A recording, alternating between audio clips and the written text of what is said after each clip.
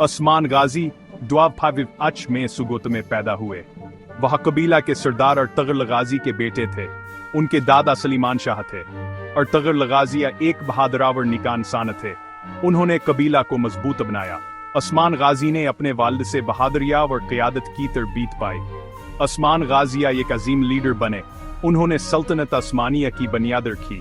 वह एक बहादुर जंग जवावर एक मंसफ हुक्मरान थे। उनकी जिंदगी बहुत से लोगों के लिए मिसाल है। और तगरल गाजी की वफात के बाद उस्मान गाजी कबीला के सरदार बने। वो सिर्फ 23 साल के थे।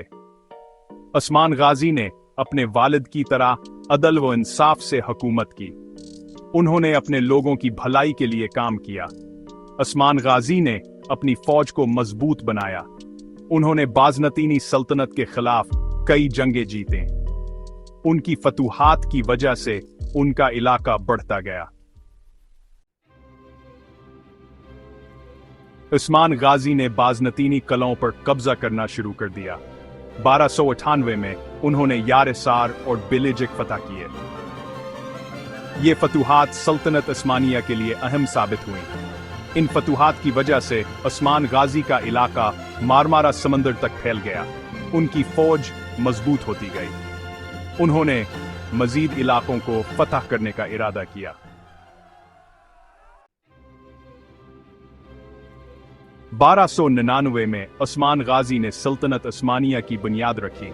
उन्होंने अपने आप को सुल्तान उस्मान का लक़ब दिया।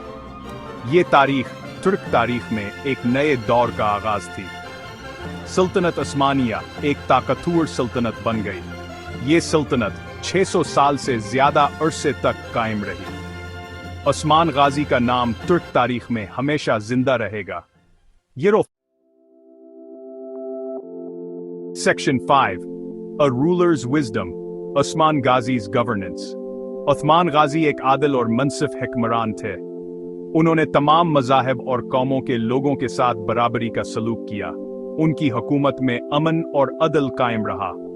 उस्मान गाजी ने तिजारत और ज़राअत की हौसला अफजाई की।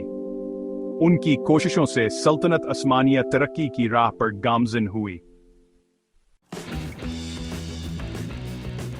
Section 6.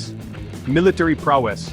A legacy of strength. Usman गाजी एक बहादुर और होशियार सिपाह सालार थे।